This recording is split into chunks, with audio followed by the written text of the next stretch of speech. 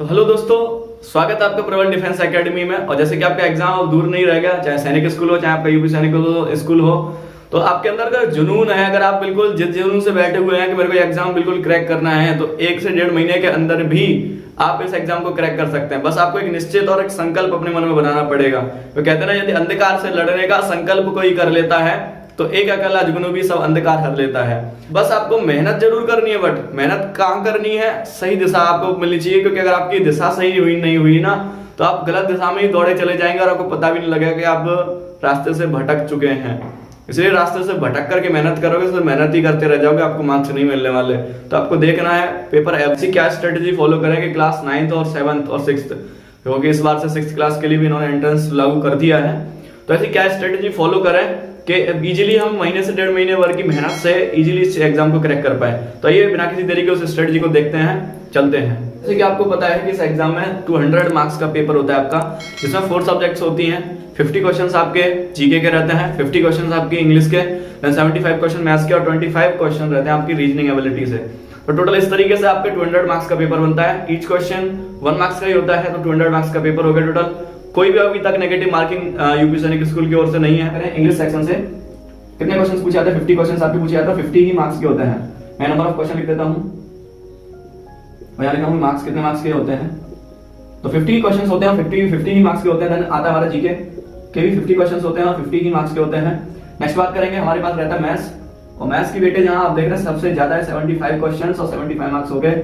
Next बात करें हमारी रीजनिंग एबिलिटी, जो कि 25 क्वेश्चन है और 25 मार्क्स ही हैं। तो इस तरीके से 200 मार्क्स और 200 ही क्वेश्चंस हमारे पास बनते हैं टोटल। और यही रहने वाला है। जैसे कि आपके मन में एक डाउट भी होगा कि 6th क्लास का इन्होंने इस बार से एंट्रेंस लागू किया है, तो 6th क्लास के लिए क्या सिलेबस रहने वाला है? तो मैं बोलूंगा 7th क्लास जैसा ही रहने वाला है, बस थोड़ा सा रिलैक्सेसमेंट मिलेगा आपको। यानी रिलैक्सेसमेंट किस मीन्स में? सर, रिलैक्सेसमेंट मिलने वाला है आपको पेपर के पैटर्न में। पेपर के पैटर्न में कोई नंबर ऑफ जो क्वेश्चन का जो टफनेस होता है ना, वो थोड़ा सा आपको इजी मिलेगा, बस उससे ज्यादा कुछ नहीं होने वाला। बाकी वो सेम प्रोसीजर है, वही रहने वाला है, भाई कोई ज्यादा चेंजेस नहीं है, ठीक है। तो और अगली चीज बात करें, इसमें जो आपको टाइम ड्यूरेशन जो मिलता है ना, 2.5 आवर मिलता है आपको। तो अगर इसको हम मिनट में कन्वर्ट करें ना, भाई ये आपके लिए इंपॉर्टेंट है, क्योंकि स्ट्रेटेजी को देखो बच्चे समझना जरूरी है। अगर ना आप बिना रणनीति के किसी युद्ध में भी जाओगे या किसी भी काम को करने जाओगे, तो निश्चित तौर पे आपको असफलता ही हाथ लगेगी। अगर आपको सफल होना है ना, तो स्ट्रेटजी और उस चीज को देख के चलना पड़ेगा कि क्या रिक्वायरमेंट है और हम कितना दे पा रहे हैं, और कम से कम रिक्वायरमेंट में कैसे अचीव कर सकते हैं हम अपने सक्सेस को। तो 2.5 आवर है, यानी कितने हमारे पास 150 मिनट हो गया। अब देखिए मेरे भाई, यहां समझना है आपको, ध्यान रखिए। देखो 200 क्वेश्चंस है और 150 मिनट है, समय कम है। अगर आपने स्ट्रेटजी नहीं दिखाई और सही तरीके से आपने मैथ्स और इनको अप्रोच नहीं किया, तो आप निश्चित तौर से डिफीट खाने वाले हैं। तो क्या स्ट्रेटजी सर फॉलो करें? देखिए सिंपल सी कहानी। जैसे इंग्लिश और जीके के अगर क्वेश्चन की मैं बात करूं, तो इंग्लिश और जीके के क्वेश्चन आप आराम से इजीली, मेरे को लगता है अगर आपको आता है तो ये आप करेंगे, वरना उसमें सोचने जैसा कुछ ज्यादा है नहीं, और सोचोगे तो समय जाएगा और समय आपके पास है नहीं। तो आपको 30 सेकंड्स ईच क्वेश्चन के लिए पर्याप्त होता है और उतना ही रिक्वायर है, उतना ही लग रहा है। इससे अगर स्ट्रेटजी हम बनाए तो हमें इंग्लिश को और जीके को टोटल नंबर ऑफ क्वेश्चन कितने हो गए? 100 क्वेश्चंस। और समय कितना देना? 30 सेकंड्स आपको देनी है मेरे भाई। 30 सेकंड्स पर क्वेश्चन को आपको देनी है। डिवाइड कर रहे हैं तो आपका सिंपल सा है कि 50 मिनट तो आपकी चली गई मेरे भाई। 50 मिनट तो जा चुकी है इसी चीज में। नेक्स्ट अब आपके पास समय कितना बचा? 100 मिनट का। अभी समझिए कि आपका समय कितना बचा? 100 मिनट का। और आपके पास नंबर ऑफ क्वेश्चन भी कितने बचे हैं? अब 100। सिंपल सी है, यानी 75 क्वेश्चन मैथ्स के और 25 रीजनिंग के क्वेश्चंस हैं, और ये दोनों के दोनों ही सॉल्व करने होते हैं, और सॉल्व करने में वक्त लगता है। अब आपको रफ वर्क भी मैनेज करना है, plus 1 minute 1 question, 1 minute 1 question. ये बात ध्यान से सुन लीजिए, 1 मिनट 1 क्वेश्चन आपको अप्रोच करना है। एंड सिंपल सा आपने एक चीज पढ़ी होगी, speed equals to distance upon time होता है भाई। अगर आपको टाइम बढ़ाना है ना, तो आपकी स्पीड कम हो जाएगी, और स्पीड बढ़ा दोगे तो टाइम कम हो जाएगा। आपको करना क्या है? टाइम मैनेज, ताकि आप पूरे से पूरे सारे के सारे क्वेश्चन अप्रोच कर पाओ और आप ठीक कर पाओ, वरना समय कम रह गया तो आप सिंपल सी कहानी आप फेल कर जाएंगे। इसलिए स्पीड बढ़ानी होगी भाई। अगर स्पीड आपने ठीक रखी, स्पीड बढ़ानी होगी, और स्पीड बढ़ाने के लिए आपको सही तरीकों से गुजरना पड़ेगा। इसलिए आपको जो भी दिक्कत लगती है हमें कमेंट में लिख करके बताइए, हम आपकी मदद के लिए आगे आएंगे। जो भी हमसे बनेगा, जिस चीज चैप्टर में आपको ज्यादा दिक्कतें होती हैं, उस चैप्टर से रिलेटेड हम वीडियो लेकर के आएंगे आपके लिए।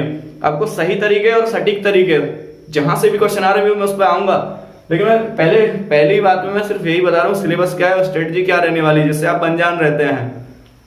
अगर आप स्पीड इंक्रीज करते हो इनवर्स रिलेशन में तो टाइम गिरेगा, इसलिए आपको स्पीड और इंक्रीजमेंट में रखनी है मेरे भाई, क्योंकि एक क्वेश्चन के लिए सिर्फ 1 मिनट का ही टाइम है, बाकी इनके लिए 30 सेकंड का टाइम। अगर इससे अतिरिक्त आपने किसी भी क्वेश्चन को दिया तो आप निश्चित तौर पे चीज समझ लीजिए कि आप दूसरे क्वेश्चन का समय खा रहे हैं, और खा रहे हैं तो आप सफलता से उतने ही दूर होते जा रहे हैं। ये पहली बात हुई।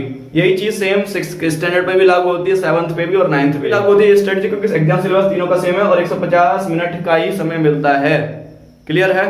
अब बात करते हैं कि सर अब क्या इनके लिए स्ट्रेटजी फॉलो करेंगे 1 से 1.5 महीने में आराम से एग्जाम तक पहुंचा जा सके, तो चलिए उस पर बात करते हैं। हमने समझा सिंपल सी कहानी में समझ लीजिए कि 50 क्वेश्चन हमारे इंग्लिश के, 50 जीके के, 75 क्वेश्चन मैथ्स के और 25 क्वेश्चन रीजनिंग के हमारे रहते हैं। यानी टोटल क्वेश्चन देखें तो इंग्लिश और जीके के मिला के 100 क्वेश्चन बने, और समय देखेंगे तो 50 मिनट्स का है इनको, यानी एक क्वेश्चन के लिए 30 सेकंड का समय है, उससे ज्यादा नहीं देना भाई आपको, ये चीज ध्यान रख लेना।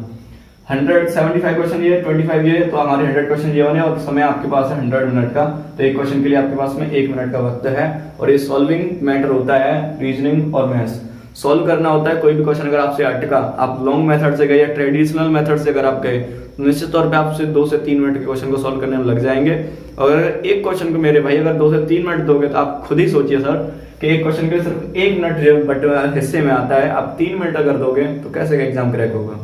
सिंपल सी तो इस चीज से बचना है। अब मैं बात करूंगा इसमें सॉलिड से सब्जेक्ट हमारे पास में क्या है। देखो मेरे भाई, सॉलिड अगर हम बात करें तो मैथ्स और रीजनिंग एकदम सॉलिड है, इसे आपसे कोई नहीं छीन सकता, ये 100 मार्क्स आपसे कोई नहीं ले सकता अगर आप चाहें तो।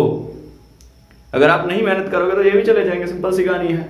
अगर आप चाहें तो ये 100 के 100 मार्क्स आप अपनी झोली में आराम से ले सकते हैं, बस थोड़ी सी मेहनत आपको करनी पड़ेगी, स्ट्रेटजी को फॉलो करना पड़ेगा, और ये मार्क्स जिम्मेदारी मेरी है, मैं जैसा कहूँ वैसा आपको करना पड़ेगा।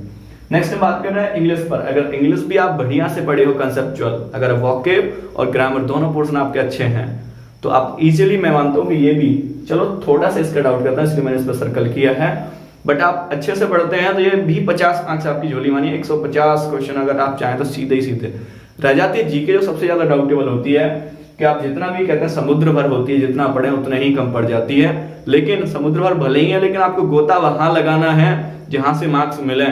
इसकी भी स्ट्रेटजी आपको देख लेंगे। सबसे पहले आपको क्या देखना है भाई, मैथ्स देन रीजनिंग, पहले शॉर्ट ठोस करिए क्योंकि सॉलिड सब्जेक्ट है। मैथ्स अलग नहीं होता, कंसेप्ट आपने पढ़ लिया तो क्वेश्चन फ्रेम अलग से नहीं करता एग्जामिनर, ये बात ध्यान रखिए। नेक्स्ट जीके का एक डाउटेबल वो रहता है, जीके को हैंडल करेंगे, आगे देखेंगे, पहले इन दोनों को समझिए और इंग्लिश को भी, ठीक है। इंग्लिश की वोकैब मैं बताऊंगा सटीकता से कहां से आती है, और इसमें तो बहुत ज्यादा एडवांटेज है, वोकैब से काफी सारे क्वेश्चन है, ग्रामर से भी, दोनों का इक्वली वेटेज है, तो आपको बहुत ज्यादा यहाँ से रिलैक्सेसमेंट मिल जाती है इस चीज में। बात करें मैथ्स के, तो मैथ्स में 2 डिवीजन होते हैं हमारे पास, अर्थमेटिक और एडवांस। अर्थमेटिक और एडवांस के जो क्वेश्चन, जो चैप्टर्स रहते हैं वो निम्न रहते हैं, जो यहाँ पर आपको दिख रहे होंगे, ठीक है। नेक्स्ट हमारा रहता है कि रीजनिंग में वर्बल और नॉन वर्बल के कौन से कितने चैप्टर से पूछते हैं, तो भाई आपके पास में बहुत ही कम चैप्टर्स है पढ़ने को। ये जो चैप्टर देख रहे हैं बस इतने चैप्टर्स आपको पढ़ने होते हैं, 25 क्वेश्चंस हैं एक चैप्टर से, भी 4 से 5 8 क्वेश्चन तक पूछते हैं, तो बहुत अच्छी चीज है आपके लिए कि एक चैप्टर ही पढ़ना है, आपको बढ़िया से पढ़ना है, और 5 से 6 क्वेश्चन जब एक ही चैप्टर से मिल रहे हैं ऑन एन एवरेज, तो आपको क्या दिक्कत है। चलिए नेक्स्ट चीज पे बढ़ते हैं, इंग्लिश में बात करेंगे। इंग्लिश में किस किस पोर्शन से कितने क्वेश्चन रहते हैं। और नेक्स्ट पोर्शन इंग्लिश पे अगर हम बात करें, इंग्लिश में हमारे पास में ग्रामर और वोकैब पोर्शन से कौन कौन सी चीजें रहती है, क्या वोकैब पूछा जाता है, क्या ग्रामर में, आप ये देख रहे हैं, निम्न ये चीजें पूछता है एग्जाम आपका, ठीक है। हम एक और वीडियो लेकर के आएंगे जिसमें स्ट्रेटजी बात करेंगे, कौन सा चैप्टर आप किस तरीके से पढ़ना हो, कहां से किस तरीके से आप इन चीजों को मैनेज कर सकते हैं, उसमें बाकी बात करेंगे। वीडियो ज्यादा लॉन्ग हो जाएगा इसलिए